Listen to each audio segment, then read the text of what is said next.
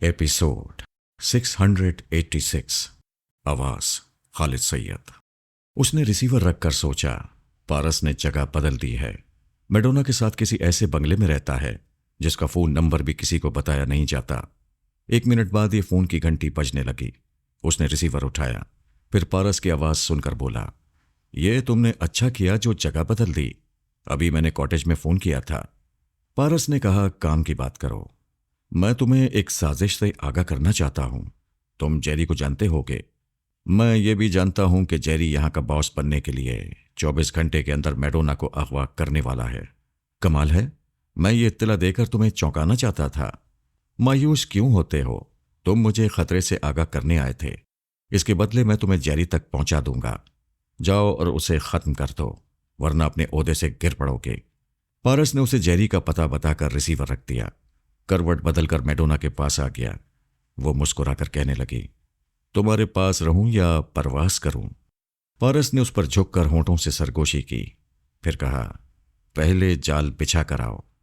वो मोहब्बत की आगोश में रही और ख्यालखानी की परवास करती हुई जेरी के दिमाग में पहुंच गई।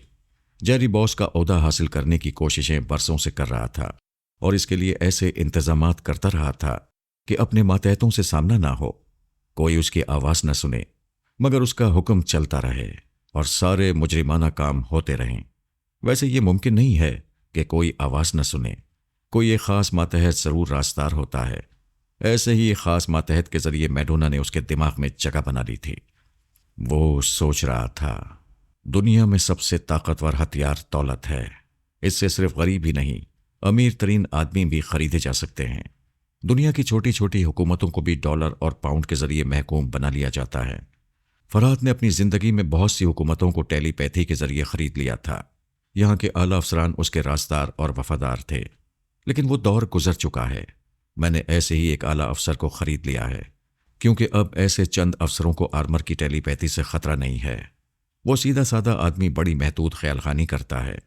बहरहाल जो अफसर मेरी मुट्ठी में है, उसने मुझे मैडोना और पारस का मौजूदा ठिकाना बताया है। आइंदा भी उससे बतेरी मालूमात हासिल होती रहेंगी। मैडोना ये सुनते ही दिमागी तौर पर पारस की आगोश में हाजिर हो गई। उसे बताया कि हम इस बंगले में महफूज नहीं हैं। एक गद्दार अफसर ने जेरी को यहाँ का पता बता दिया है।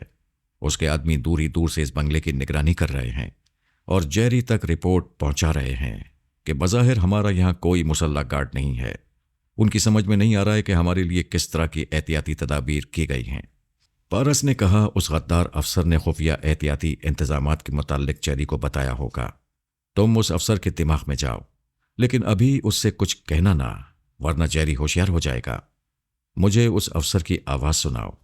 पारस ने रिसीवर उठाकर नंबर डायल किए, फिर एक अफसर से पूछा, क्या हमारे बंगले के आसपास मशकूक अफराद हैं? जी नहीं, 3 अफराद आपके सामने वाले बंगले में डिस्टेंबर कर रहे हैं। अगरचे वो मजदूर हैं, ताहम मैं अपने बंगले से उन पर नजर रख रहा हूं। पारस ने उस गद्दार अफसर के मुताल्लिक पूछा, क्या मिस्टर निकोरा हैं? जी नहीं, 15 मिनट बाद ड्यूटी बदलेगी। मैं जाऊंगा तो वो मेरी जगह आएंगे। मिस्टर निकोरा से कहो मैडोना कुछ चीजों की फरमाइश कर रही है। अभी वो मैडोना से फोन पर बात करे, फिर यहां ड्यूटी पर आते वक्त वो चीजें साथ ले आए। जी बहुत अच्छा। ड्यूटी देने वाले अफसर ने पारस से राब्ता खत्म किया, फिर निकोरा के नंबर डायल किए। मैडोना उसके पास मौजूद थी। राब्ता कायम होने पर उसे निकोरा की आवाज सुनाई दी। जब उसे बताया गया कि मैडोना कुछ फरमाइश कर रही है और उसे फोन पर अभी उससे बात करना चाहिए, तो वो घबरा गया। उसके दिल में चोर था। वो चोर कह रहा था, मैडोना से बात होगी, वो दिमाग में पहुंचेगी तो उसकी गद्दारी छुपी नहीं रहेगी। निकोरा ने कहा, मैं अभी मैडोना से बात करूंगा। उसने रिसीवर रख दिया। अब उसे पारस के बंगले का फोन नंबर डायल करके मैडोना से बात करना चाहिए थी, लेकिन वो सहमा हुआ सा टेलीफोन को देख रहा था। वो टेलीफोन उस टेलीपैथी जानने वाले को उसके चोर और बेईमान ख्यालत तक पहुंचा देगा। ये बात यकीनी थी और इस बात का यकीन भी था कि उसके बचाव का कोई रास्ता नहीं है। वो फोन पर बात ना करने का कोई बहाना नहीं कर सकता था। फिर भी तेजी से कोई तदबीर सोच रहा था। क्या मैं अभी मुलाजमत से इस्तीफा दे दूं? इस तरह मैं अभी फोन करने से बच जाऊंगा। मुलाजमत जाती है तो जाए, जान तो बची रहेगी। जेरी ने मुझे जितनी दौलत दी है, उससे मेरी औलाद की औलाद ऐश करती रहेगी। अचानक इस्तीफा देने से मंजूर नहीं होगा। अभी जो ड्यूटी है वो पूरी करनी होगी। इसका दूसरा रास्ता यह है कि मैं बीमार पड़ जाऊं। उसने पेट पकड़कर चीखते हुए अपने मुलाजिम को आवाज दी। मुलाजिम दौड़ता हुआ आया। उसने कहा, डॉक्टर को बुलाओ, मेरे पेट में बहुत तकलीफ है। मुलाजिम ने रिसीवर उठाकर सरकारी डॉक्टर को फोन किया। उसे साहब की हालत बताकर जल्दी आने की ताकीद की। साहब ने मुलाजिम से कहा, अब मेरे सीनियर अफसर को फोन करके बताओ मेरी क्या हालत है और मैं ड्यूटी पर हाजिर नहीं हो सकूंगा। मैडोना ने पारस को ये बातें बताई। उसने कहा, तुम उसके दिमाग में रहो, वो ऐसा ड्रामा करने के बाद जेरी से राब्ता कायम करेगा। देखो अब वो क्या खिचड़ी पकाते हैं। वो फिर उसके पास आ गई। पारस का ख्याल दुरुस्त निकला। गद्दार अफसर निकोरा ने थोड़ी देर बाद जेरी से फोन पर कहा, मैं तुम्हारी मदद करके मुसीबत में पड़ गया हूं। अभी मैंने बीमारी का बहाना करके जान बचाई है। जेरी ने पूछा, आखिर बात क्या है? वो बताने लगा। मैडोना की कुछ फरमाइश सुनने के लिए उससे फोन पर बात करना जरूरी हो गया था। इसका नतीजा ये होता कि वो दिमाग में आ जाती और उसके चोर ख्यालात पढ़ लेती, फिर उसे भी मार डालती और जेरी को भी बचकर जाने का रास्ता न मिलता। जेरी ने कहा, हाँ मैं समझ गया। इससे पहले कि वो तुम्हारे दिमाग में पहुंचे मुझे उसे अगवा कर लेना चाहिए। तुमने मेरा साथ दिया है, ऐसे वक्त मैं तुम्हारा साथ दूंगा। उसे तुम्हारे दिमाग में पहुंचने का मौका नहीं दूंगा। सिर्फ आधा घंटा इंतजार करो। मैं ऐसा चक्कर चला रहा हूं कि उसकी ख्यालखानी थरी की थरी रह जाएगी। मैडोना ने जेरी के पास पहुंचकर उसके ख्यालात पढ़े। उस वक्त वो अपने खास मातहत से कह रहा था, मिस्टर निकोरा को 15 मिनट के अंदर सांस छोड़ देना चाहिए। अगर वो जिंदा रहेगा तो ख्यालखानी करने वाली मेरे दिमाग में आ जाएगी। फौरन उसे ठिकाने लगाओ। खास मातहत ने खतरनाक कातिल से राब्ता कायम किया। उसे हुक्म दिया, मिस्टर निकोरा को हर हाल में 15-20 मिनट के अंदर खत्म कर दो। काम होने पर तुम्हें मुंह मांगी रकम मिल जाएगी। किराए के कातिल ने कहा, वो बहुत बड़ा पुलिस अफसर है, उसे कत्ल करना आसान नहीं होगा, बड़ी मुश्किल पेश आएगी। मैं $25,000 लूंगा। बकवास करके वक्त जाया ना करो। मैं कह चुका हूं तुम्हें मुंह मांगी रकम मिल जाएगी। मैडोना थोड़ी देर तक उस कातिल के ख्यालात पढ़ती रही। वह बहुत शातिर था। यह समझता था कि एक नामी गिरामी पुलिस अफसर के घर में घुसकर उसे कत्ल नहीं किया जा सकेगा। या तो उसे किसी बहाने बाहर बुलाया जाए या कोई भेस बदलकर उसके घर में दाखिल हो जाए। आखिर उसने सोच लिया कि उसे क्या करना है। मैडोना ने निकोरा के पास आकर उसे मुखातिब किया।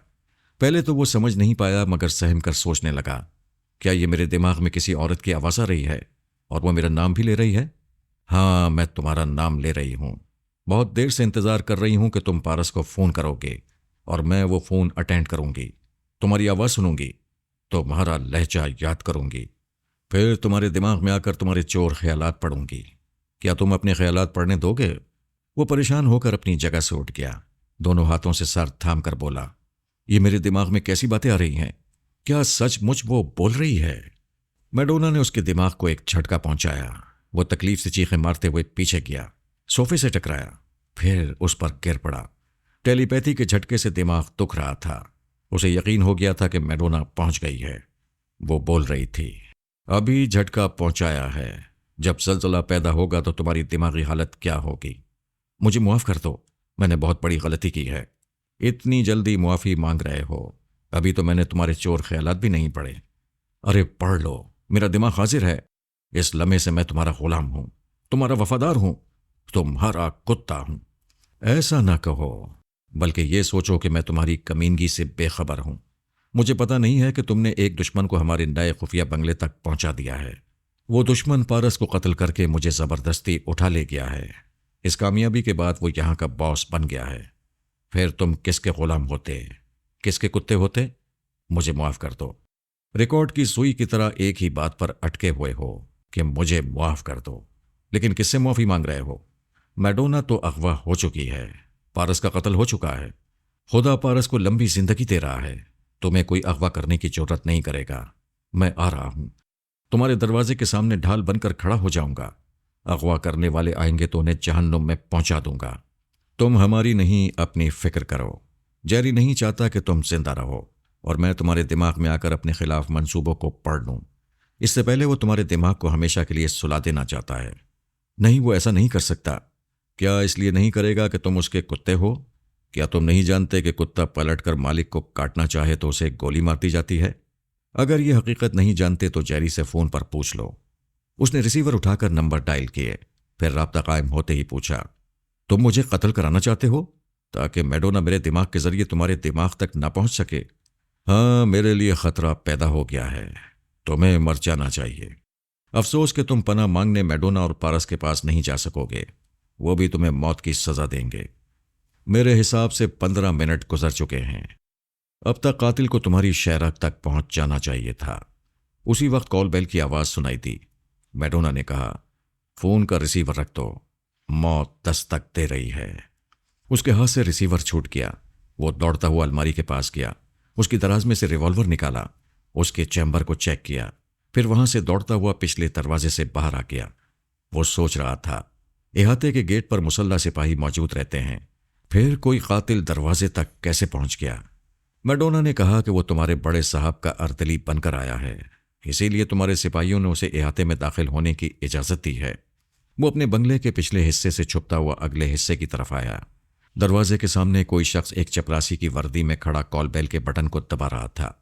उसने ललकार कर कहा, हॉल्ट! दोनों हाथ उठाकर दीवार के सामने मुंह करके खड़े हो जाओ। कोई चालाकी दिखाना चाहोगे तो हराम मौत मरोगे। कातिल ने दोनों हाथ उठाकर दूर तक नजरें दौड़ाईं। उसे ललकारने वाला नजर नहीं आ रहा था। उसने बड़ी फुर्ती से रिवॉल्वर निकालकर अपनी जगह से छलांग लगाते हुए इहाते की दीवार की समत भागना शुरू किया। उसे यकीन हो गया था कि बात खुल गई है, वो गिरफ्तार हो जाएगा या उसे गोली मार दी जाएगी। ठीक उसी वक्त निकोरा ने गोली चलाई। कातिल उछलकर गिर पड़ा, फिर जमीन पर तड़पने लगा। पहरा देने वाले सिपाही दौड़ते हुए आए। उसके पहुंचने तक वो ठंडा पड़ चुका था। मैडोना ने जेरी के पास आकर देखा, वो अपने लिबास के अंदर रिवॉल्वर छुपा रहा था। पारस को गोली मारकर मैडोना को बंगले से ले जाना चाहता था। वो कहने लगी, जो खुद चल कर आए उसके लिए घर से बाहर नहीं जाना चाहिए। लो, मैं आ गई। वो चौंक कर एकदम से साकित हो गया। समझने की कोशिश करने लगा, क्या ये मेरी अपनी सोच है? क्या वो मेरे दिमाग में आ गई है? वो इंतजार करने लगा। अगर वो आ गई है तो फिर कुछ बोलेगी, लेकिन कोई ऐसी बात नहीं थी। दिमाग के अंदर सन्नाटा था। वो रिवॉल्वर छुपाने जा रहा था। ऐसी ही हालत में हाथ जेब के अंदर रह गया था। उसने जेब में से हाथ निकालना चाहा, मगर वो नहीं निकला। उसने जोर लगाया, जोर जबरदस्ती से भी वो ना निकला। उसने दूसरे हाथ से पकड़कर उसे निकालने की कोशिश की, फिर गरज कर अपने खास मातहत को आवाज दी। वो दौड़ता हुआ आया, फिर अदब से बोला, यस बॉस। उसने परेशानी से कहा, यह हाथ जेब से नहीं निकल रहा है, इसे निकालो। मातहत ने हैरानी से बॉस को देखा, आगे बढ़कर उसके हाथ को पकड़ा, फिर उसे आहिस्तगी और सहूलत से बाहर निकाल दिया। यह शदीद हैरानी की बात थी। वो पूरा जोर लगा रहा था और नाकाम होता जा रहा था। मातहत का हाथ लगते ही वो हाथ आसानी से निकल गया था। उसने पूछा, क्या बात है बॉस, आप परेशान हैं? वो झेप कर कहने लगा, पता नहीं क्या हो गया था, यह हाथ मेरे बस में नहीं था। ये कहते ही उसने तड़ाक की जोरदार आवाज के साथ मातहत को थप्पड़ मार दिया। बेचारा मातहत था, जवाबी थप्पड़ नहीं मार सकता था। अपने बॉस की इस हरकत पर यूं उसे तकने लगा जैसे पागल को तक रहा हो। जेरी दहशतजदा होकर पीछे हटते हुए बोला, ये मैं पागलों जैसी हरकतें कर रहा हूं, हालांकि मैं पागल नहीं हूं। मैडोना मेरे अंदर पहुंच गई है। मातहत ने सहम कर तायद की, जी जी, बेशक यही बात है। आपने पहले कभी मुझ पर हाथ नहीं उठाया था। अब क्या होगा बॉस? जेरी ने खाली खाली नजरों से एक जानिब तकते हुए कहा, मैडोना मुझसे बात करो, मैं तुम्हारा परिस्तार हूं, तुमसे मिलने की बड़ी ख्वाहिश है। तुम्हारी आवाज सुनकर आधी मुलाकात हो जाएगी, आधी ख्वाहिश पूरी हो जाएगी। वो चुप हो गया, इंतजार करने लगा। मातहत ने पूछा, क्या बात हो रही है? कोई जवाब नहीं मिल रहा। मेरे दिमाग में सिर्फ मेरी ही सोच है, तो फिर वो दिमाग में नहीं है। क्या तुम समझते हो मैं पागल हूं और मैंने पागलपन में तुम पर हाथ उठाया है? इसका कोई जवाब दोनों के पास नहीं था। इंटरकॉम की आवाज सुनकर मातहत ने उसका बटन दबाया। इहाते के गेट से दरबान ने कहा, कोई साहब मिलने आए हैं, खुद को बॉस कहते हैं। मातहत ने कहा, आने वाले से बात कराओ। फिर बॉस की आवाज सुनाई दी, मैं बोल रहा हूं, जेरी से कहो औरतों की तरह मुंह न छुपाए, वो इसी बंगले में है। मैं आऊं या वो बाहर आएगा। जेरी ने सोचा था बॉस का ओहदा छीनने तक उसका सामना नहीं करेगा, लेकिन वो अपने इख्तियार में नहीं था। बेइख्तियार बाहर चला आया। उसी बंगले के सामने मैडोना और पारस भी पहुंच गए थे। वो कार से उतरकर आहिस्ता आहिस्ता चलते हुए दुश्मनों की तरफ जा रहे थे। बॉस ने जेरी को देखते ही रिवॉल्वर निकालकर कहा, मैं तुम्हें जिंदा नहीं छोड़ूंगा, मगर जिंदा छोड़ूंगा। ये लो, मैं अपना रिवॉल्वर खाली कर रहा हूं। वो रिवॉल्वर खाली करने लगा। मैडोना के दिमाग से निकलकर जेरी के अंदर पहुंची। उसने भी अपना रिवॉल्वर खाली करते हुए कहा, बेशक हमें किसी हथियार से मरने या मारने की क्या जरूरत है, हम तो यूं भी मरने वाले हैं। बॉस की नजर पारस पे गई। वो खुश होकर बोला, मिस्टर पारस देखिए, मैं आपके दुश्मन को हलाक करने आया हूं। उसने मैडोना को देखा, फिर कहा, ओह गॉड, इसे मैंने एक बार एफिल टावर के पास देखा था। मैं सोच भी नहीं सकता था कि ये अपने अंदर टेलीपैथी का बारूद रखती है। जब जेरी को मालूम हुआ कि पारस के साथ आने वाली मैडोना है तो पहले वो घबराया, फिर जल्दी से झुककर रिवॉल्वर की फेंकी हुई गोलियां उठाने लगा। वो सोच रहा था, अगर मैं इसे जख्मी कर दूं तो यह ख्यालखानी के काबिल नहीं रहेगी, मेरे दिमाग में नहीं आ सकेगी। मैं इस बला से महफूज रहूंगा। फिर दूसरी गोली पारस के सीने में उतार दूंगा। वो नीचे से एक गोली उठा रहा था, फिर उसे फेंक कर दूसरी को उठा रहा था। फिर उसकी समझ में आ गया। उसने सहम कर देखा, मैडोना उसे घूर रही थी। वो जल्दी से खड़ा हो गया, गिड़गिड़ाकर कहने लगा, मुझे माफ कर दो, मैं गोलियां खेल रहा था। मेरा मतलब है, गोलियां चुन चुन कर तुम्हें देना चाहता था, मगर पता नहीं क्या बात है, एक भी गोली हाथ में नहीं रहती है। एक गिर जाती है, दूसरी हाथ में आ जाती है। बॉस ने कहा, उल्लू के पट्टे, ये हमारी मैडोना का कमाल है। शुक्र करो मिस्टर पारस तमाशाई बने हुए हैं, वरना अब तक तुम उल्टे लटके नजर आते। पारस ने कहा, मैं ये मालूम करने आया हूं, तुम दोनों में से कौन आइंदा बॉस बनकर रहना चाहता है। जेरी ने कहा, मैं। बॉस ने अपने सीने पर हाथ मारते हुए कहा, मैं हूं और आइंदा भी मैं ही रहूंगा, लेकिन मास्कमैन की शर्त है 24 घंटे के अंदर मैडोना को अगवा किया जाए। तुम दोनों कितने खुशनसीब हो, मैडोना तुम्हारे सामने पहुंच गई है। दोनों ने बेबसी से एक दूसरे को देखा। उनके सामने मंजिल थी, मगर वो जिंदगी की आखिरी मंजिल थी। वहां तक पहुंचते ही मरना जरूरी था। दुनिया की कोई ताकत उन्हें बचा नहीं सकती थी। बचाने वाला सिर्फ खुदा होता है, और वो अच्छी तरह जानते थे कि खुदा उनसे नाराज है। बॉस ने कहा, हम मैडोना को हाथ लगाने की जरूरत नहीं कर सकते।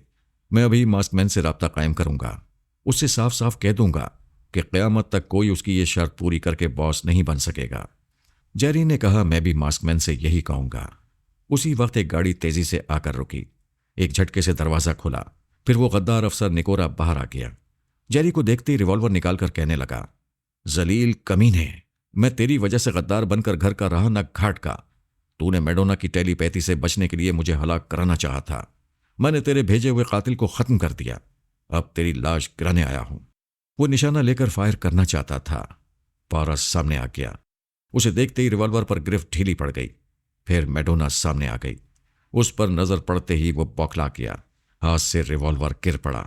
फौरन ही जमीन पर घुटने टेक कर कहने लगा, मुझसे जो गलती हुई है उसकी तलाफी करने दो। मैं जेरी को मार डालना चाहता हूं। तुम्हें किसने रोका है? तुम्हें देखते ही रिवॉल्वर गिर पड़ा। यकीनन ये तुम्हारी टेलीपैथी का कमाल है। मैंने कुछ नहीं किया, ये तुम्हारे दिमाग में बैठी हुई दहशत का कमाल है। पारस ने कहा, तुम तीनों मैडोना के खिलाफ साजिश करके अपने मफाद हासिल करना चाहते थे, लेकिन मफाद कोई एक हासिल करेगा। फैसला कर लो, तुम में से कौन खुशनसीब है जो मफाद हासिल करने के लिए जिंदा रहेगा, और बाकी दो बदनसीब मर जाएंगे, और उसके हाथों मरेंगे जो जिंदा रहना चाहेगा। वो मैडोना की कमर में हाथ डालकर इत्मीनान से चलता हुआ अपनी कार के पास आ गया। मैडोना गाफिल नहीं थी। बड़ी तेजी से तीनों के ख्यालात बारी बारी पड़ रही थी। उनमें से दो पहले ही अपने रिवॉल्वर खाली कर चुके थे। सिर्फ निकोरा का भरा हुआ रिवॉल्वर करीब ही जमीन पर पड़ा हुआ था। वो जिसके हाथ आ जाता वो जिंदा रहता, बाकी दो उसके हाथों मर जाते। ज्यादा सोचना खतरे को दावत देना था। तीनों ने बेक वक्त रिवॉल्वर पर छलांग लगाई, फिर जमीन पर औंधे होकर एक दूसरे से रिवॉल्वर छीनने लगे। एक अनार था, तीन बीमार थे। वो कभी उसके और कभी इसके हाथ आता था, फिर हाथों से छूट जाता था। मैडोना और पारस कार में बैठे तमाशा देख रहे थे। पारस ने कहा, कब तक ये खेल जारी रखोगी? इन्हें इनके हाल पर छोड़ दो। मैडोना ने ख्याल खानी छोड़ दी। उसी वक्त बॉस के हाथ में रिवॉल्वर आ गया था। उसने निकोरा को गोली मार दी। जेरी खौफजदा होकर उठा, मगर पीछे लुढ़क गया। जल्दी से उठते हुए बोला, गोली न चलाना, मैं तुम्हें बॉस तस्लीम करता हूं। मैं ये शहर, ये मुल्क छोड़कर चला जाऊंगा। तुम दुनिया छोड़कर चले जाओ। बॉस ने उसे भी गोली मार दी। फिर खुशी से उछलकर कहने लगा, मैं जीत गया, अब मेरे मुकाबले पर कोई नहीं है। पारस ने कार स्टार्ट करके आगे बढ़ाई। बॉस ने कहा, अरे रुक जाओ, मैं दोस्त हूं, मुझे साथ ले चलो। मैडोना ने उसके दिमाग में कहा, हम अपने साथ कैसे ले जाएं? तुम्हें तो मौत ले जा रही है। देखो तुम्हारे रिवॉल्वर का रुख कहाँ है। उसने देखा, फिर खौफ से चीख पड़ा। रिवॉल्वर की नाल उसकी नाक की तरफ थी। उसने जल्दी से उसे हटाया। जैसे मौत नहीं टलती वैसे रिवॉल्वर नहीं हट रहा था। दूसरी बार उसकी नाल सीने पर आ गई। वो कार के पीछे दौड़ते हुए बोला, अरे ये इंसाफ नहीं है। तुमने वादा किया था कि एक आदमी जिंदा रहेगा। हाँ, आदमी जिंदा रहेगा, मगर तुम आदमी नहीं हो। पारस कह रहा है कि मैं खेल जल्दी खत्म करूं। चलो ट्रैगर दबाओ। वो दौड़ते दौड़ते रुक गया। चारों तरफ देखते हुए दुनिया वालों से कहने लगा, मुझे बचाओ, सरेआम कत्ल हो रहा हूं, मुझे बचाओ। ये कैसी दुनिया है, एक आदमी को नहीं बचा सकती? फॉर गॉड सेक आओ और मेरे हाथ से रिवॉल्वर छीन लो। कुछ लोग फरियाद सुनकर उसकी मदद को बढ़े। उसने बेख्तियार उनकी तरफ फायर किया। मदद को आने वाले भाग गए। अब वो पागल समझा जा रहा था। लोग उसके रिवॉल्वर को देखकर इधर उधर छुप रहे थे। आखिर वो दौड़ता हुआ टावर के लिफ्ट के पास पहुंच गया। लिफ्ट के जरिए ऊपर गया। ऊपर आनी जालियां लगी हुई थीं ताकि कोई वहां से छलांग लगाकर खुदकुशी ना करे। उसने एक जाली के दरवाजे पर आकर ताले पर फायर किया। ताला टूट गया। वो जाली से निकलकर बालकोनी में आ गया। वहां से शहर हद्दे नजर तक दिखाई देता था। उसने दोनों हाथ उठाकर कहा, देखो मैं बॉस हूं। मैं समझता था बॉस का ओहदा टावर से भी ऊंचा होता है, मगर आज मैं इसकी बुलंदी पर हूं और मौत की पस्ती में गिर रहा हूं। दुनिया का कोई ओहदा, कोई मकाम ऊंचा नहीं होता। हमें जमीन पर चलना चाहिए। मैं जमीन पर आ रहा हूं। उसने छलांग लगा दी। नीचे पहुंचकर उसकी एक हड्डी भी सलामत नहीं रही होगी। मैडोना ने दिमागी तौर पर हाजिर होकर अपना सर पारस के शाने पर रख दिया। वो कहने लगा, किस्सा खत्म हुआ या नहीं? हो गया। सॉरी, तुम्हें इंतजार करना पड़ा। तुम्हें अच्छी तरह समझा चुका हूं कि मुझे टेलीपैथी का सहारा पसंद नहीं है। तुम्हारी ख्वाहिश पूरी करने के लिए मैंने उन तीनों को तुम्हारे हवाले किया था। आइंदा तुम मेरे दुश्मनों से दूर रहोगी। ये तो अपनायत ना हुई। मुझे कैसे मालूम होगा कि तुम किन हालात से गुजर रहे हो? मेरे साथ रहोगी तो मालूम होता रहेगा। मैं बताता रहूंगा, मगर कभी ख्यालखानी के जरिए मेरे मामलात में मुदाखलत न करना। अच्छा, नहीं करूंगी। और कोई हुक्म?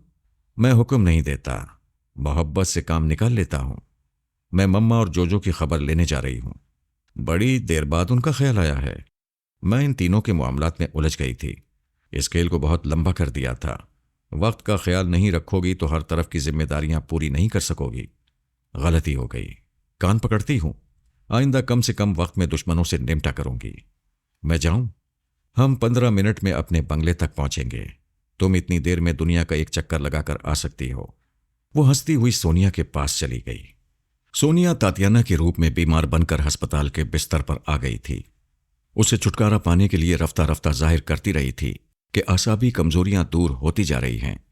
डॉक्टर खुश थे कि उनकी तवज्जो और दवाएं तवक्को से ज्यादा काम आ रही हैं।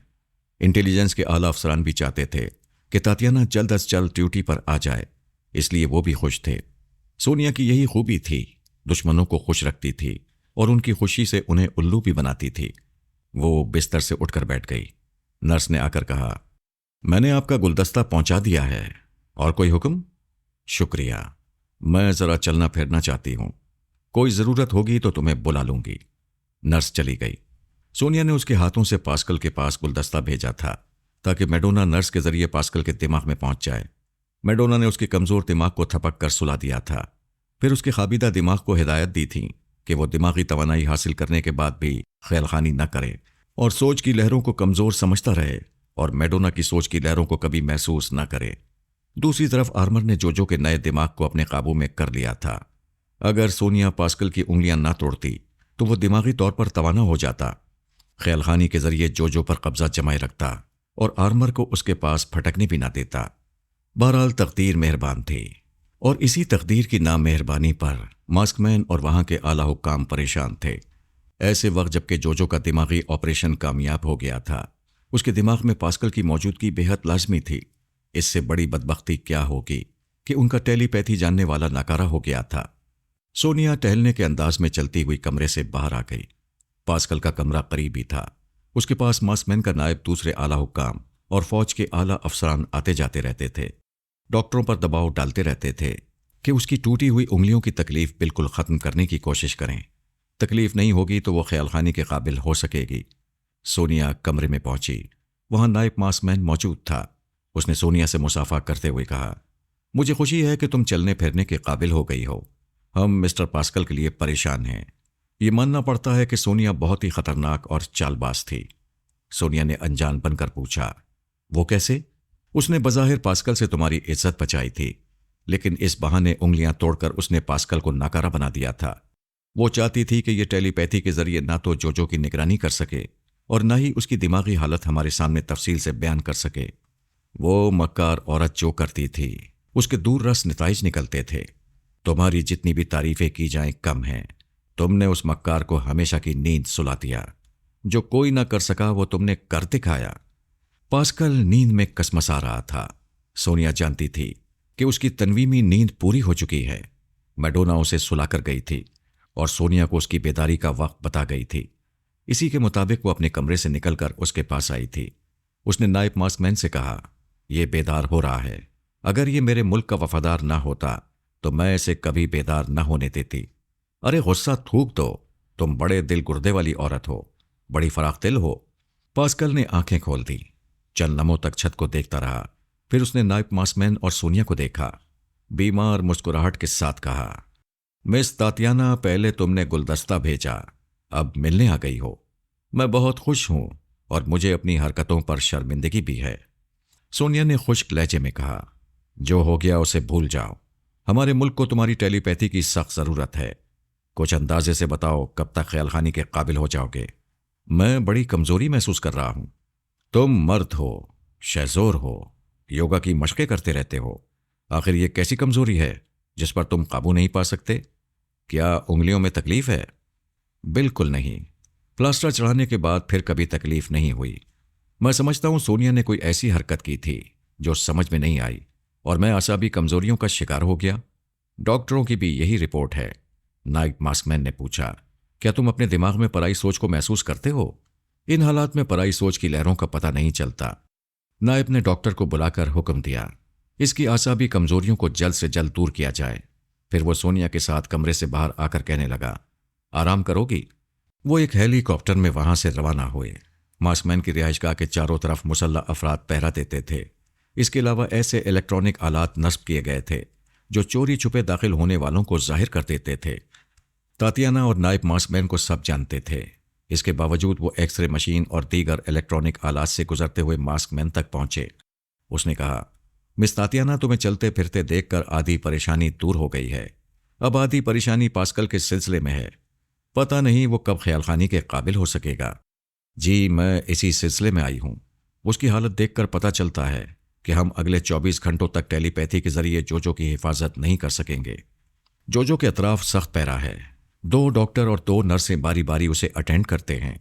इस बात का खास ख्याल रखा गया है कि दुश्मन टेलीपैथी जानने वाले उन डॉक्टरों और नर्सों के दिमाग तक न पहुंच सके। सोनिया ने कहा, ऑपरेशन के बाद जोजो जहनी तौर पर संजीदा और बालिग हो गई है। उसकी सोच बदल गई है। क्या लहजा भी बदल गया है? नहीं, आवाज और लहजा वही है। डॉक्टरों ने कहा है जल्द ही उसका लहजा भी तब्दील कर दिया जाएगा। यानी अभी आर्मर उसके दिमाग में पहुंच सकता है या पहुंच चुका है? मास्कमैन ने कहा, हम यही सोचकर परेशान हो रहे हैं। अगर आर्मर ने कोई चक्कर चलाया होगा तो हमारे लिए दुश्वारियां पैदा हो जाएंगी। क्या जोजो होश में है? मैंने आधा घंटा पहले मालूम किया था। डॉक्टर ने बताया कि वो कोई 2 घंटे पहले होश में आई थी, फिर नींद में डूब गई। प्लीज आप मालूम करें, वो अभी तक नींद में है या बेदार हो गई है, और डॉक्टर उसे आर्मर वगैरह से किस तरह दूर रख सकते हैं? नायब ने फोन के जरिए राब्ता किया। डॉक्टर ने बताया कि वो बेदार हो गई है और सवालात कर रही है कि वो कौन है। उसे अपना नाम भी याद नहीं है। दूसरा डॉक्टर उसे अपने जवाबात से मुतमईन करने की कोशिश कर रहा है। सोनिया ने पूछा, जोजो को उसके मुताल्लिक क्या बताया जा रहा है? यही कि वो एक रूसी नजात लड़की है। उसके वालिदैन बचपन में मर गए थे। यहाँ की सरकार ने उसकी परवरिश की, उसे टेलीपैथी का इल्म सिखाया। सुपरमास्टर के टेलीपैथी जानने वाले डैगर ने उसके दिमाग में जलजले पैदा किए थे, जिसके नतीजे में वो पिछली जिंदगी भूल गई है। क्या वो यकीन कर रही है कि वो जोजो नहीं है? जिस वक्त डॉक्टर ये बातें उसे समझा रहा होगा, क्या उस वक्त आर्मर दिमाग में आकर इसके बरक्स हकीकत नहीं बता रहा होगा? हाँ, ये मुमकिन है। मैं ऐसे वक्त जोजो का रद्द अमल देखना चाहती हूं। मास्कमैन ने नायब से कहा, सिक्योरिटी अफसर को हुक्म दो, हमारी रवानगी का इंतजाम करे। नायब कमरे से बाहर चला गया। मास्कमैन ने कहा, तातियाना, हम बड़ी मुश्किलात से गुजर रहे हैं। हमारे पास जोजो और पास्कल दो ख्यालखानी करने वाले हैं, मगर अभी दुश्मन टेलीपैथी जानने वालों के रहम व करम पर हैं। अगर तुम सोनिया को ख़त्म ना करती तो वो हमारी इन परेशानियों से बहुत फ़ायदा उठाती। तुमने बहुत ख़तरनाक बला से हमें बचाया है। फ़ोन की घंटी बजने लगी। मास्कमैन ने कहा, तुम जानती हो मैं किसी से फ़ोन पर भी बात नहीं करता। प्लीज़ तुम अटेंड करो। सोनिया ने रिसीवर उठाकर कहा, हेलो, मैं तातियाना हूं। मास्कमैन का फ़ोन अटेंड कर रही हूं। तुम कौन हो? इंटेलिजेंस के एक आला अफसर ने कहा, मिस तातियाना, मैं इब्राहिम बोल रहा हूं। इस वक्त पास्कल के पास हूं। बड़ी तशवीश की बात है। मैडोना पास्कल के दिमाग में आकर बोल रही है। कहती है अगर मास्कमैन ने उससे गुफ्तगू ना की तो वो पास्कल को ख़त्म कर देगी। सोनिया ने मास्कमैन को यह बात बताई, फिर अचानक सांस रोक ली। मास्कमैन उसे सवालिया नज़रों से देख रहा था। वो खुश होकर बोली, मेरी दिमागी तवानाई पूरी तरह बहाल हो गई है। अभी शायद मैडोना मेरे दिमाग में आना चाहती थी। मैंने सांस रोक ली। फिर उसने फ़ोन पर कहा, मिस्टर इब्राहिम, वो तुम्हारे दिमाग में रहकर मेरी बातें सुन रही है। उससे कहो मेरे दिमाग में आने की फजूल कोशिश ना करे। मैं अस्पताल आ रही हूं। वो तुम्हारे अंदर रहकर गुफ्तगू करेगी। इस तरह उसकी बातें मास्कमैन तक पहुंचती रहेंगी। उसने रिसीवर रख दिया। मास्कमैन ने कहा, ठीक है, मैं ट्रांसमीटर के जरिए तुमसे राब्ता रखूंगा। आखिर जिस बात का अंदेशा था वही हुआ। कहीं ऐसा ना हो पास्कल के दिमाग में मैडोना के बाद टैगर एंड टैगर पहुंच जाएं। मैं बहुत बेचैन हूं। बेहतर है तुम ना जाओ। यहां से ट्रांसमीटर के जरिए इब्राहिम से राब्ता करो। तुम यहां मौजूद रहोगी तो हम आपस में मशवरे कर सकेंगे। सोनिया ने फ़ोन का रिसीवर उठाकर फिर इब्राहिम से बात की। उससे पूछा, क्या तुम्हारे पास ट्रांसमीटर है? मैं अस्पताल नहीं आऊंगी, यहां से गुफ्तगू होगी। मालूम हुआ उसके पास ट्रांसमीटर है। सोनिया ने उसकी फ्रीक्वेंसी मालूम की। उसी वक्त नायब वापस आ गया। ट्रांसमीटर के जरिए राब्ता कायम हुआ। सोनिया ने पूछा, हेलो इब्राहिम, क्या मैडोना मौजूद है? दूसरी तरफ से जवाब मिला, मैं इब्राहिम की ज़बान से मैडोना बोल रही हूं। मास्कमैन को बताओ मैं उसके पास्कल पर बहुत बड़ा एहसान कर रही हूं। मैंने उसके दिमाग को लॉक कर दिया है। सुपरमास्टर के टेलीपैथी जानने वाले उसे नुकसान नहीं पहुंचा सकेंगे। उसकी बातें ट्रांसमीटर के स्पीकर से सुनी जा रही थीं। सोनिया ने कहा, बेशक बहुत बड़ा एहसान कर रही हो, लेकिन पास्कल के दिमाग में रहकर खतरे की घंटी बजा रही हो। पेरिस के बॉस ने बताया था कि तुम पारस के साथ रहती हो। क्या यह दुरुस्त है? हाँ, दुरुस्त है। इसका मतलब है तुम्हारे पीछे उसकी मक्कारी कोई काम दिखा रही है। मास्कमैन या पास्कल ने जिस मक्कारी से जोजो को हासिल किया है, उसके जवाब में हमारी तरफ से भी मक्कारी लाजमी है। तुम चाहती क्या हो? मैं नहीं चाहती। पारस अपनी शरीक हयात की वापसी चाहता है, जो हमारे पास नहीं है। यकीन ना हो तो उसके दिमाग में जाकर देख लो। मैं और आर्मर कई बार कोशिश कर चुके हैं। हमने उसका दिमाग बेहद कमज़ोर पाया है। यकीनन वो बेहोशी की हालत में है। वो हमारे पास नहीं है। दुश्मनों ने उसे बेहोशी की हालत में रखा है। तुम लोगों को उसके पास पहुंचने नहीं देंगे। तातियाना तुम्हारी बकवास पास्कल को जहन्नुम में पहुंचा देगी। हाँ, बेशक तुम ऐसा कर सकती हो, मगर पास्कल को हलाक करके तुम कौन सा मसला हल कर लोगी? जवाब में यही कह सकती हूं कि उसके बाद मास्कमैन के पास टेलीपैथी जानने वाला नहीं रहेगा। रह गई जोजो तो आज ना सही, फिर किसी मौके पर हम उसे हासिल कर लेंगे। सोनिया ने कहा, मैडोना अभी तुम बच्ची हो। क्या सोनिया ने पारस को यह नहीं बताया था कि वो नादिया के रूप में मास्को जा रही है? जाओ पारस से पूछो उसकी सोनिया मम्मा कहाँ है। जवाब ना मिले तो यकीन कर लेना कि वो हमारी कैद में है। हमने उसे कोमा में रखा है ताकि दुश्मन टेलीपैथी जानने वाले उसके दिमाग तक ना पहुंच सकें। मैडोना ने कहा, ट्रांसमीटर बंद कर दो, मैं थोड़ी देर बाद राब्ता करूंगी। सोनिया ने ट्रांसमीटर को बंद कर दिया। मास्कमैन ने हंसते हुए कहा, वाह तातियाना, तुमने सोनिया का हवाला देकर उसे खूब उलझाया है। अब फराद की पूरी फैमिली सोनिया के लिए परेशान होगी और हमारे सामने घुटने टेक देगी। वो कहने लगी, मैंने वक्ती तौर पर पास्कल को बचा लिया है, लेकिन अब वो और आर्मर जोजो तक पहुंचने की कोशिश करेंगे ताकि हमारे दोनों ख्यालखानी करने वाले उनकी मुट्ठी में रहें। दूसरी तरफ हकीकत यह है कि सोनिया हमारी कैद में नहीं है, उसका वजूद भी दुनिया में नहीं है। मास्कमैन की हंसी परेशानी में बदल गई। उसने नाइब से कहा, फौरन डॉक्टरों से रब्ता करो, उन्हें हुक्म दो किसी तनवीमी अमल करने वाले को फौरन तलब करें और जोजो के दिमाग को लॉक कर दें। हम अभी आ रहे हैं। सोनिया ने इब्राहिम से राब्ता कायम करके पूछा, क्या मैडोना वापस आई है? जी नहीं, आपने उसे ऐसा चक्कर दिया है कि फराद का पूरा खानदान चकराता रहेगा। वो नागवारी से बोली, मिस्टर इब्राहिम, तुम एक गैर जिम्मेदार अफसर हो। तुम कह रहे हो मैंने मैडोना को चक्कर दिया है, यानी झूठ कहा है कि सोनिया हमारी कैद में नहीं है। मिस तातियाना, हकीकत तो यही है, और वो तुम्हारे दिमाग में छुपकर ये बातें सुन सकती है या अभी सुन रही होगी। क्या तुम उसे अपने अंदर महसूस कर रहे हो? जी नहीं, मुझे महसूस नहीं हो रहा है। मुझसे वाकई गलती हो गई। मुझे ऐसी बातें नहीं करना चाहिए। आइंदा मोहतात रहूंगा। गलती दानिस्ता हो या ना दानिस्ता, इसके गलत नताइज सामने आते हैं। अगर वो तुम्हारे ख्यालात चुपके से पढ़ेगी तो उसे सोनिया के मुताल्लिक हकीकत मालूम हो जाएगी। लिहाजा तुम छुट्टी करो। वो आएगी तो उससे कहना कि तुम्हारी ड्यूटी खत्म हो गई है। तुम उसे अपने सीनियर अफसर वेलाडी के दिमाग में पहुंचाओगे। अभी वेलाडी से रब्ता कायम करके उसे तमाम बातें समझा दो। मार्क्समैन की रिहाइशगाह से उनकी रवानगी खुफिया तौर पर हुई। रास्ते में सोनिया ने मैडोना को महसूस किया। वो कोड वर्ड्स अदा करके कह रही थी, मम्मा क्या फिर मार्क्समैन से गुफ्तगू करूं?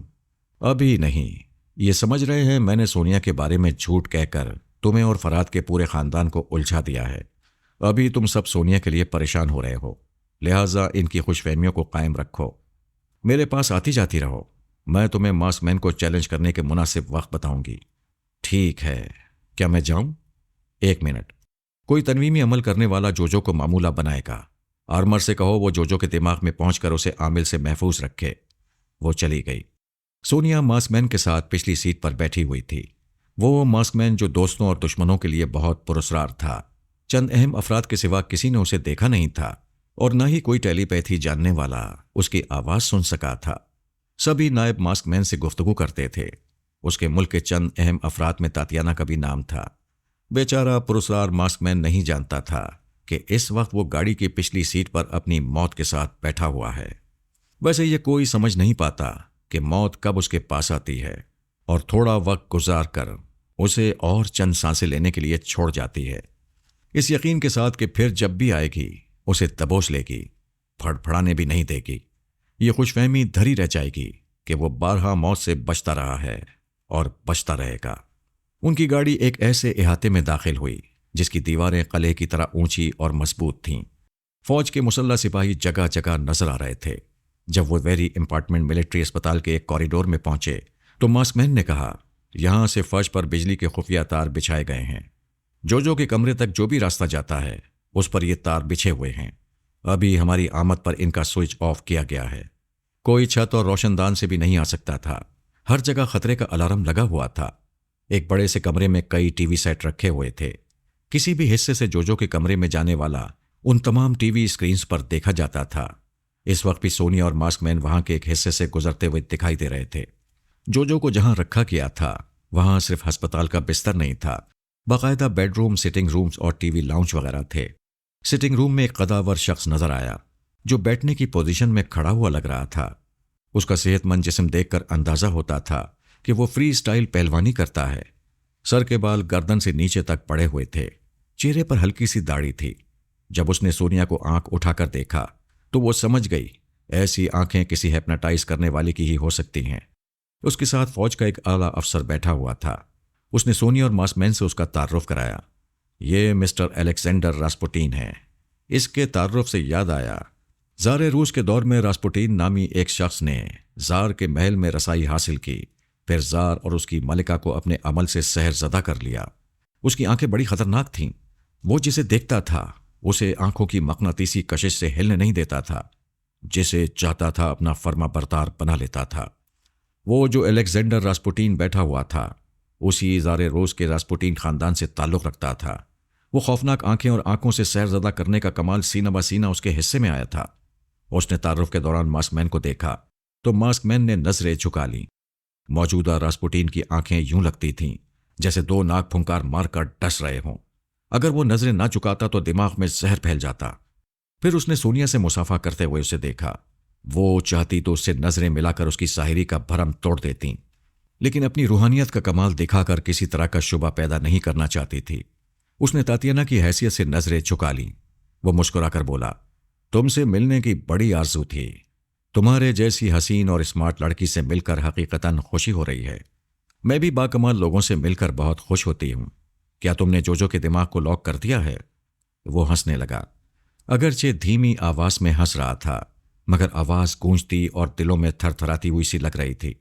वो कहने लगा, एक ऐसी लड़की जिसने दिमागी तौर पर अभी जन्म लिया हो और जिसकी दिमागी स्लेट बिल्कुल खाली हो, उसे ट्रांस में लाने के लिए ज्यादा मेहनत नहीं करनी पड़ती।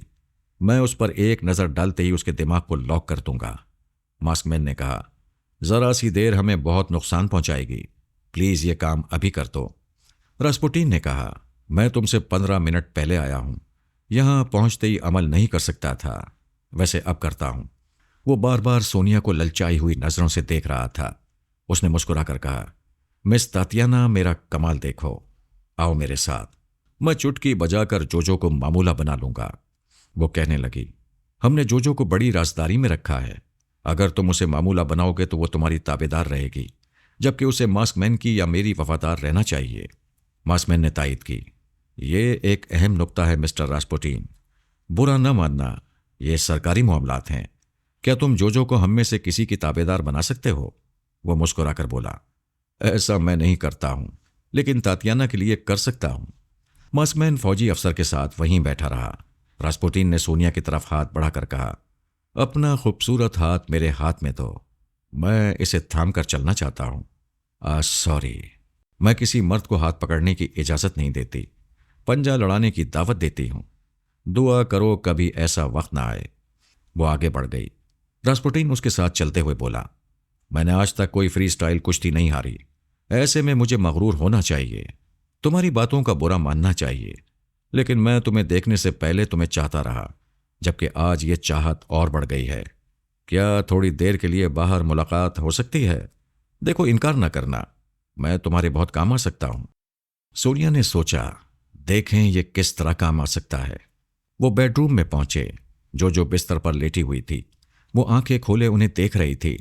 रास्पुटीन से नजरें मिलते ही वो दूसरी तरफ देखने लगी। सोनिया ने करीब आकर कहा, हेलो, तुम कैसी हो? कोई तकलीफ तो नहीं है? वो पहली नजर में पहचानी नहीं जाती थी।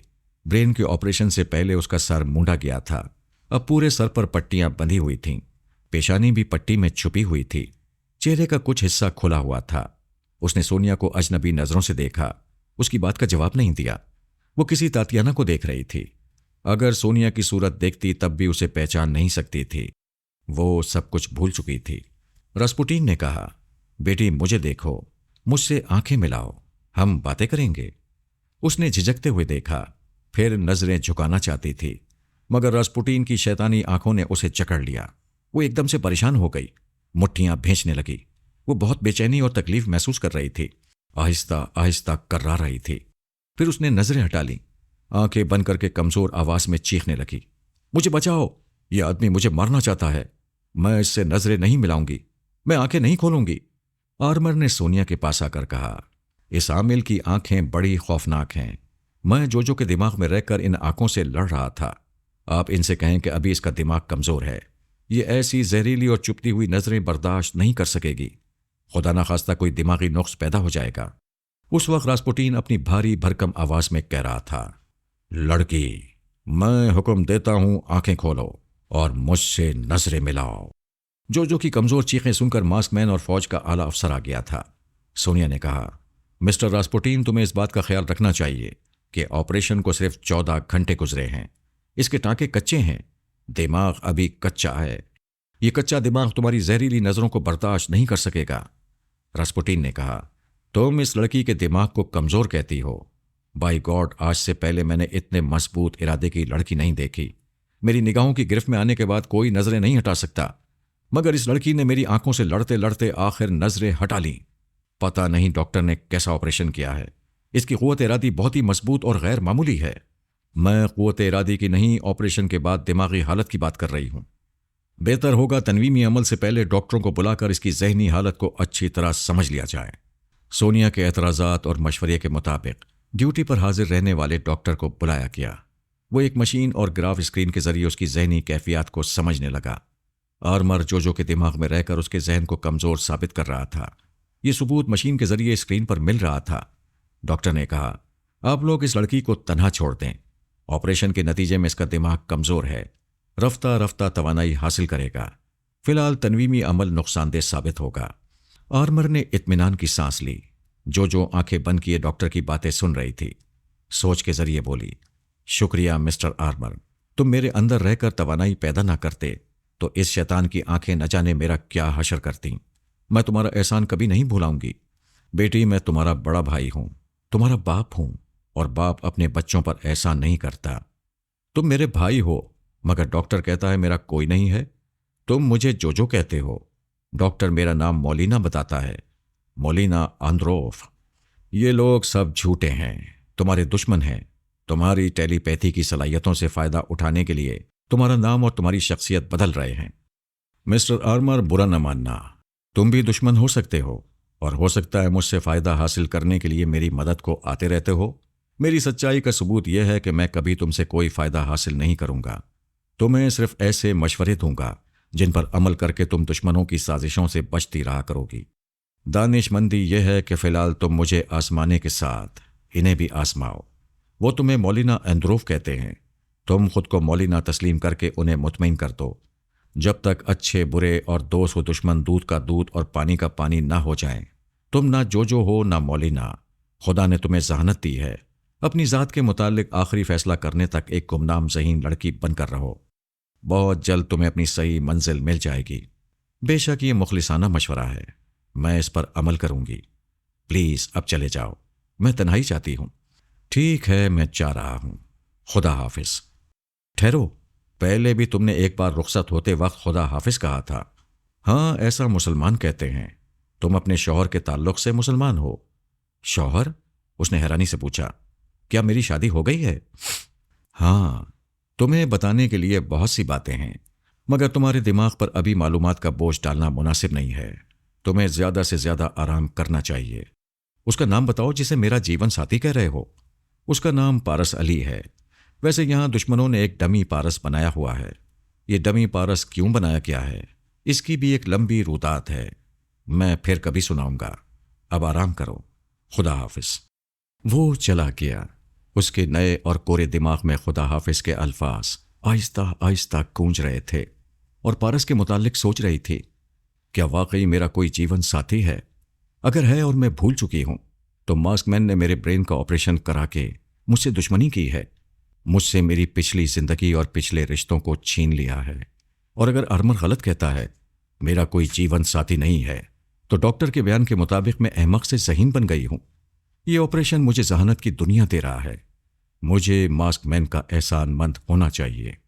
ये वही जो थी जो नन्ही बच्ची की तरह दूसरों के इशारों पर चलती थी।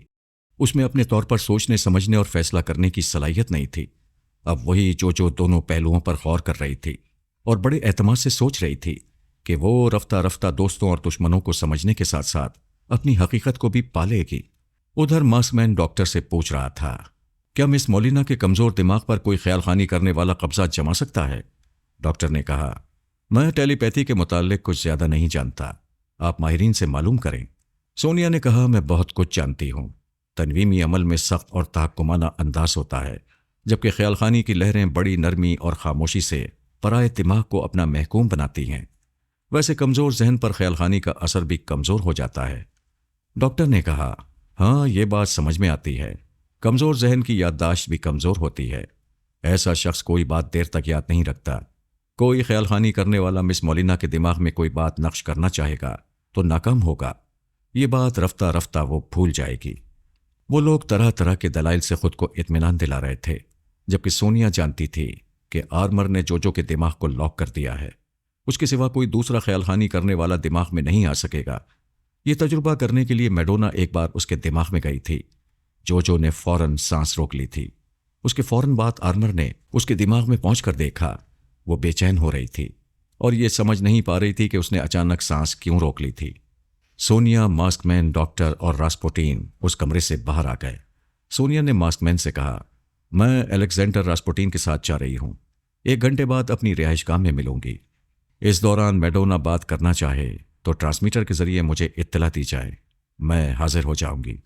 वो अस्पताल से बाहर आ गए। रास्पुटीन ने कहा, यह मेरी खुशकिस्मती है कि तुम मेरे साथ कुछ वक्त गुजारोगी। मेरी कार हाजिर है। सॉरी, तुम्हें मेरी कार में बैठना होगा। मेरी कार में टेलीफोन और ट्रांसमीटर वगैरह हैं। किसी वक्त भी मुझे कॉल किया जा सकता है। मैं अपनी कार यहां नहीं छोड़ सकता। वैसे मेरी रिहाइशगाह यहां से करीब है। हम अपनी अपनी कार में वहां तक चलेंगे, फिर मैं अपनी गाड़ी छोड़कर तुम्हारे पास आ जाऊंगा। वो दोनों अपनी अपनी गाड़ी में रवाना हो गए।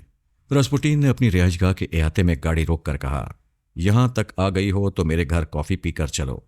मैं मोहतात रहने की आती हूं, किसी के यहां पानी तक नहीं पीती, वैसे किसी का दिल भी नहीं तोड़ती। इस शर्त पर कॉफी पी लेती हूं कि किचन में खुद जाकर तैयार करूंगी। मुझे मंजूर है। वो अपनी कार से उतरकर उसके साथ चलती हुई बंगले के बरामदे में आ गई। रास्पुटीन दरवाजे के पास आकर रुक गया। दरवाजे के हैंडल को गौर से देखने लगा। सोनिया ने पूछा, क्या बात है? वो आहिस्तगी से बोला, प्लीज तुम थोड़ी देर के लिए कार में जाकर बैठो। मेरी गैर मौजूदगी में कोई यहां आया है, शायद वो अंदर मौजूद हो। मैं नहीं चाहता तुम्हें कोई नुकसान पहुंचे। ऐसी बात है तो तुम्हें भी अंदर नहीं जाना चाहिए। क्या तुम्हें यकीन है कि यहां कोई और है? हाँ, इस दरवाजे के हैंडल पर मैं हल्का सा निशान लगाकर जाता हूं। कोई भी इसे पकड़कर दरवाजा खोलना चाहे तो वो निशान मिट जाता है। ये देखो, यहां कोई निशान नहीं है, यानी इस दरवाजे से कोई अंदर गया है। उसने अचानक ही हैंडल घुमाकर दरवाजे को जोर की लात मारी। दीवार की आड़ में होकर बोला, कौन है? बाहर आ जाओ। अंदर से आवाज आई, मैं हूं, जोरोकोफ, चले आओ। उसने अंदर कदम रखते हुए देखा। एक सोफे पर पहाड़ जैसा पहलवान बैठा हुआ था। रास्पुटीन ने पूछा, तुम चोरों की तरह अंदर क्यों आए हो? जोरोकोफ ने कहा, लिफाफा खुला हो तो अंदर का मजमून पढ़ा जा सकता है। दरवाजा खोलने से खुल जाए तो कोई भी अंदर आ सकता है। आहा, तुम्हारे साथ मिस तातियाना है। ए दिलेर और हसीन दोशीज़ा, मैं तुम्हारी कदर करता हूं और उम्मीद करता हूं कि हमारे मामलात में मुदाखलत नहीं करोगी। सोनिया ने कहा, मुझे तुम दोनों के मामलात से कोई दिलचस्पी नहीं है। रास्पुटीन ने कहा, जोरो, अगर तुम फौरन चले जाओ तो तुम्हारे यहां आने की गलती मुआफ कर दूंगा। जोरोकोफ अपनी जगह से उठकर बोला, पिछले दंगल में तुमने मेरे भाई का एक बाजू तोड़ दिया था। अब वो कुश्ती लड़ने के काबिल नहीं रहा। मैं तुम्हें भी इस काबिल नहीं छोड़ूंगा। ये कहते ही उसने हमला किया। रास्पुटीन उछलकर पीछे गया, फिर एक फ्लाइंग किक मारी। जोरोकोफ लड़खड़ाता हुआ सोफे पर गिरा। सोफा उसके बोझ से उसे लिए हुए दूसरी तरफ उलट गया। जोरो अपने नाम के मुताबिक जोरदार था, मगर वजन ज्यादा होने के बायस फुर्ती नहीं दिखा सकता था। वो गिरने के बाद इत्मीनान से उठ रहा था। रास्पुटीन ने उसके मुंह पर एक लात मारी, फिर घूमकर दूसरी लात जमाती। वो मुकाबिल को संभलने का मौका नहीं दे रहा था। पहाड़ जैसे भारी भरकम पहलवान की पिटाई कर रहा था। फिर उसने गर्दन में दोनों पांव की कैंची डालकर कहा, तुम्हारी गर्दन को टूटने से कोई नहीं बचा सकता। मेरे दाव का तोड़ कर सकते हो तो करो। वो कोशिश कर रहा था और अपनी गर्दन पैरों की कैंची से निकालने में नाकाम हो रहा था। रास्पुटीन ने सोनिया से कहा, तातियाना, तुम कानून की मुहाफिज हो, तुम्हारे सामने इसकी गर्दन तोड़कर हलाक नहीं कर सकूंगा। प्लीज मुझे इजाजत दो। मैं तुम्हें दिखाना चाहता हूं कि मुझे गर्दन तोड़ने में कितनी महारत हासिल है। वो कहने लगी, दो पहलवानों को कुश्ती के दौरान एक दूसरे को जख्मी करने या हाथ पांव तोड़ने की इजाजत मिल जाती है, मगर कत्ल करने की इजाजत नहीं मिलती। उसने जोरों की गर्दन छोड़ दी, उछलकर दूर हो गया। वो अपनी गर्दन सहलाता हुआ उठने लगा। रास्पुटीन ने कहा, मुझे देखो। जोरो ने देखा तो उसकी आंखों से नजरें न हटा सका। वो आंखें दो खंजरों की तरह उसके दिमाग में पेवस्त हो रही थीं। वो सोच कर आया था कि रास्पुटीन से आंखें नहीं मिलाएगा, पहले अच्छी तरह उसकी पिटाई करेगा। जख्मी होने के बाद फिर इन आंखों में सहरजदा करने वाली बर्क रफ्तारी नहीं रहेगी। जब वो जख्मों से चूर होगा, दिमाग कमजोर होगा, तो आंखों की कशिश भी कमजोर पड़ जाएगी।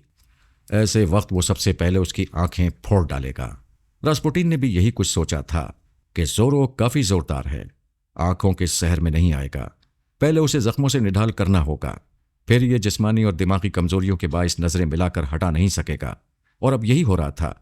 वो घुटने टेक रहा था, मगर सर उठाए नजरें मिलाई जा रहा था। रास्पुटीन थोड़ी देर तक उसे घूरता रहा, अपनी निगाहों से चुपचाप उसे मामूल बनाता रहा। फिर अपनी गरजती और गूंजती हुई आवाज में हुक्म दिया, अपना एक बाजू मेरे हवाले कर दो। जोरो ने एक बाजू उसकी तरफ बढ़ा दिया। रास्पुटीन ने उसे दाव पेच में लिया, फिर एक जबरदस्त झटका दिया। जोरो के हलक से दर्दनाक चीख निकली। उसका वो बाजू टूट गया था और वो फर्श पर गिर कर तड़प रहा था।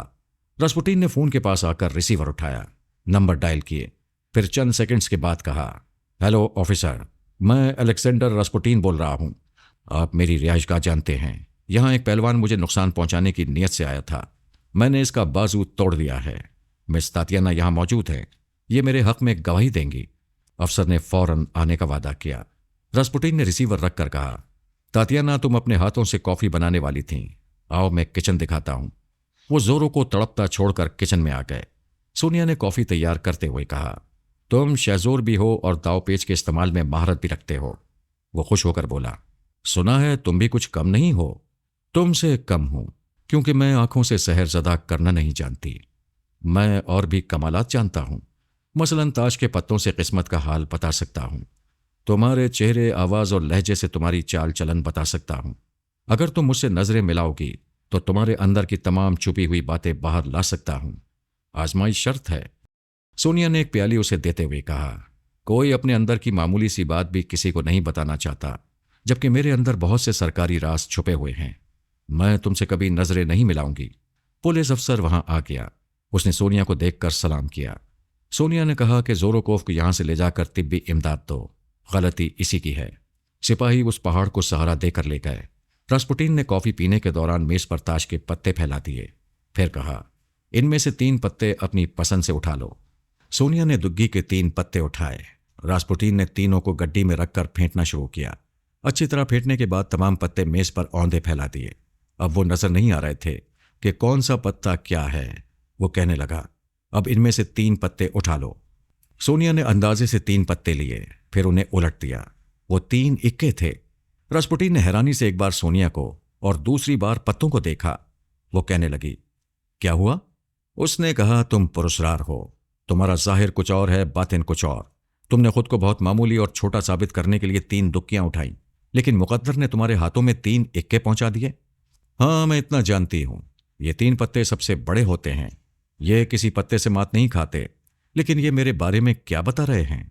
यही कि तुम दूसरों पर हावी रहती हो, हर मुकाबिल को मात दे देती हो, हर मसले को बड़ी जहानत से हल करती हुई आगे बढ़ती हो, 3 इक्कों की तरह बैनुल अक़वामी शोहरत रखती हो। सबसे हैरानी की बात यह है कि कोई बीमारी तुम्हारे करीब नहीं आती। ऐसा तो उसके साथ होता है जिसके अंदर रूहानियत कूट कूट कर भरी होती है। तुम पक्की कम्युनिस्ट हो, खुदा और मजहब को नहीं मानती। फिर तुम्हारे अंदर रूहानियत कैसे पैदा हो सकती है? इन पत्तों के मुताबिक तुम पिछले कई बरसों से बीमार नहीं पड़ी। जब पिछले दिनों तुम सख्त बीमार थीं, मैंने अखबारात में पढ़ा था तुम बीमारी के बाद छुट्टियां गुजारने के लिए बर्लिन गई थीं। ताज्जुब है, तुम कुछ हो, पत्ते कुछ और कहते हैं।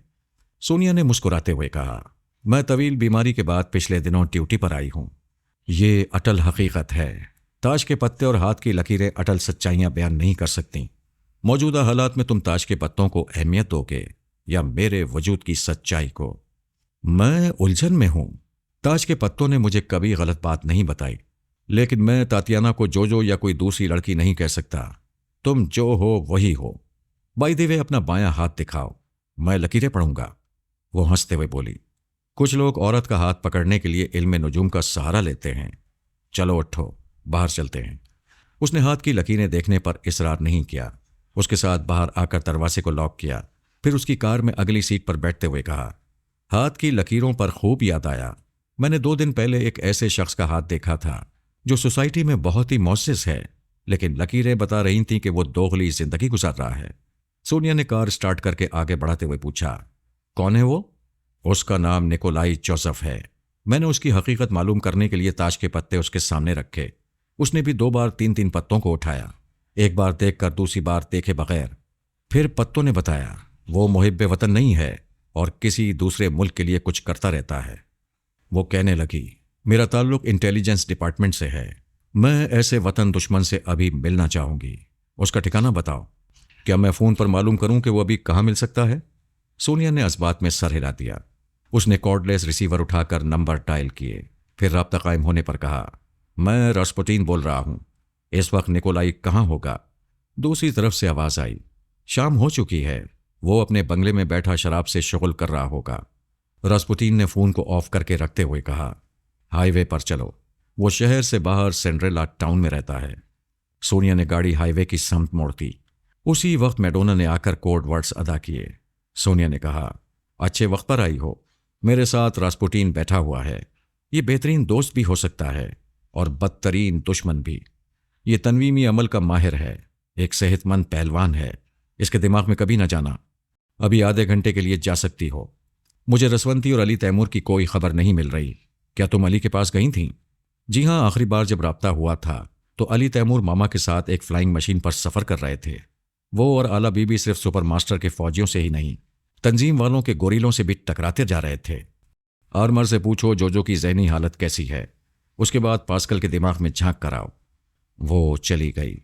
सोनिया ड्राइव करती हुई सोचती रही। विंड स्क्रीन के पार देखती रही। रास्पुटीन ने पूछा, तुम निकोलाई जोसेफ को जानती होगी? हाँ, ये नाम सुना है, शायद देखा भी हो। तातियाना का रोल अदा करने में यही दुश्वारी थी। वो आर्मर की मदद से इंटेलिजेंस और अहम सरकारी अफसरान को पहचान लेती थी, लेकिन आम समाजी शख्सियात को जानना मुमकिन नहीं था। ऐसे लोग सैकड़ों हजारों की तादाद में हो सकते थे। रास्पुतीन ने कहा, तुम बहुत ज़हीन हो, तुम्हारी याददाश्त भी बहुत खूब है। अगर निकोलाई से पहले कभी मुलाकात हुई होती तो तुम उसे कभी ना भुलाती। क्या मैं दुरुस्त कह रहा हूं? हाँ, यही बात है, मगर तवील बीमारी ने मेरे हाफजे पर असर डाला है।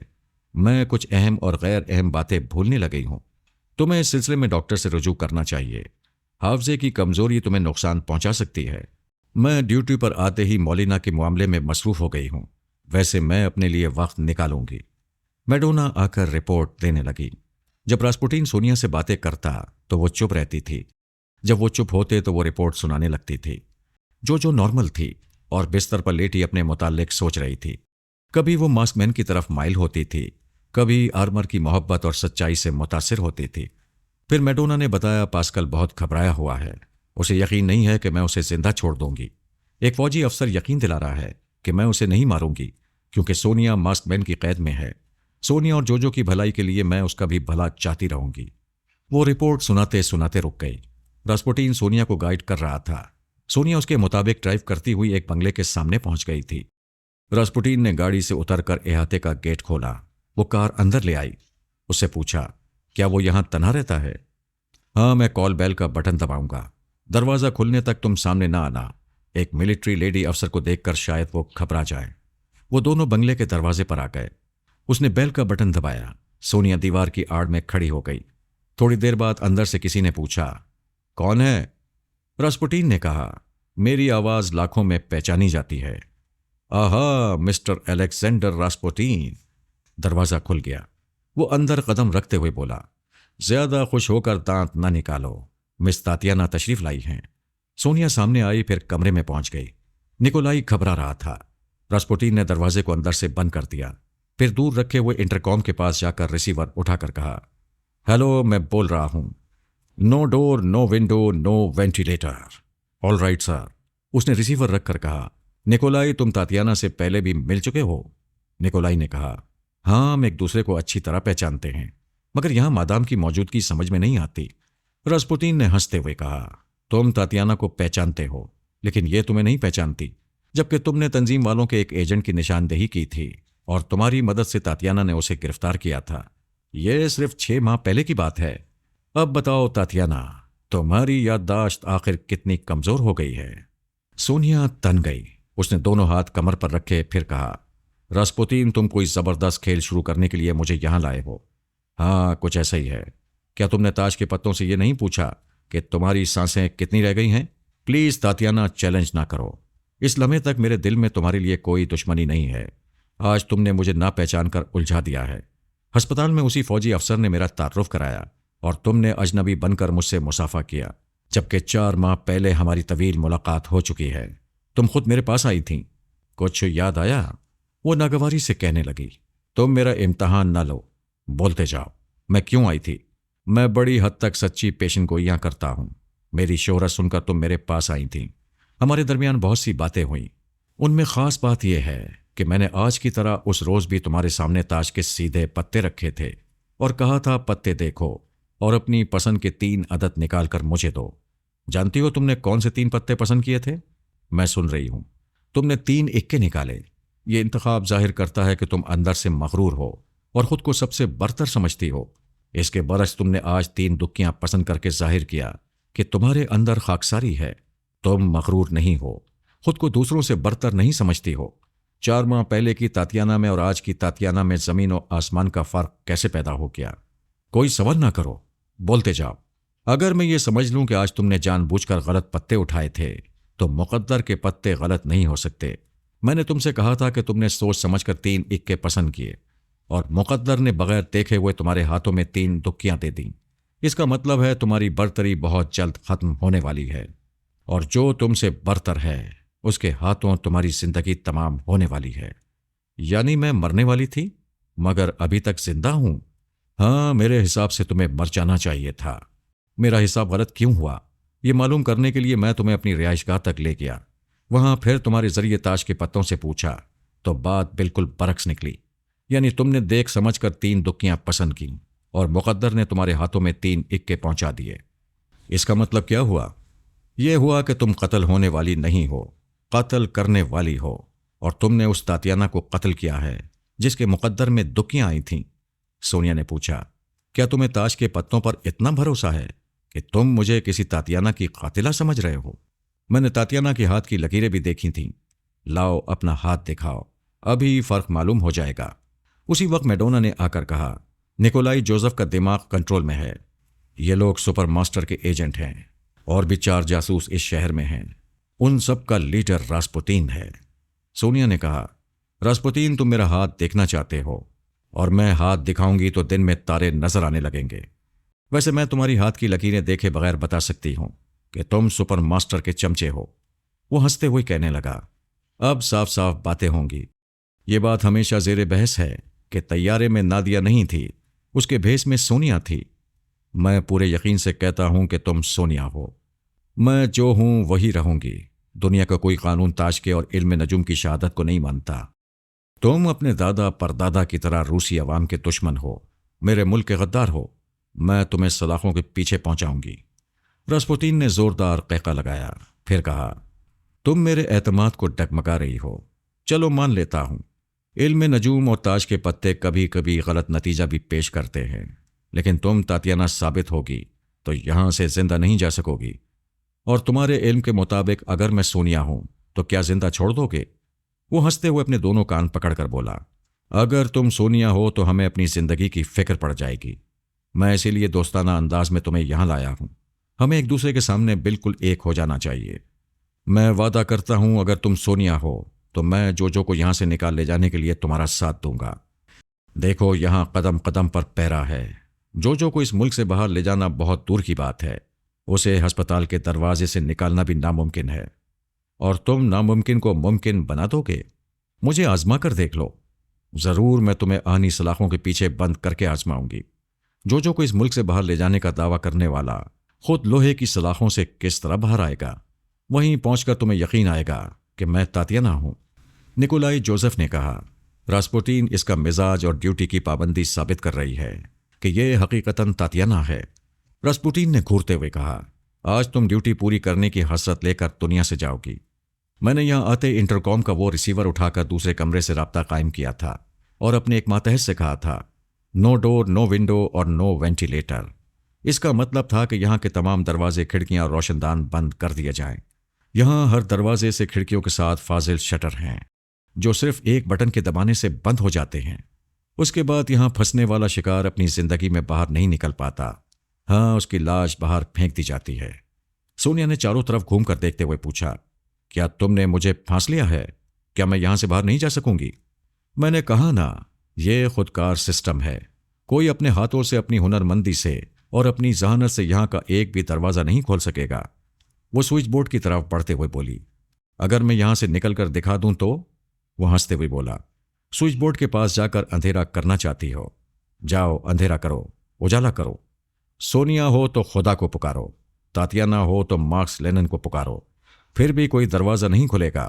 मौत तुम्हारा मुकद्दर बन चुकी है। वो स्विच बोर्ड के पास से हटकर दरवाजे के सामने पहुंची। उसे खोलकर देखा। खुले हुए दरवाजे के सामने शटर गिरा हुआ था।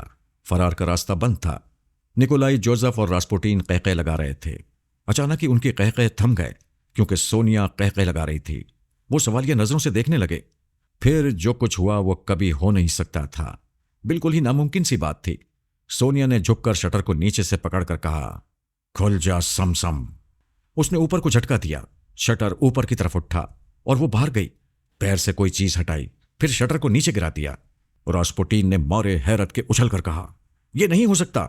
अगर हम जाग रहे हैं तो ये पता लग रहा है कि ये सोनिया थी। खुदा की कसम, ये सोनिया थी।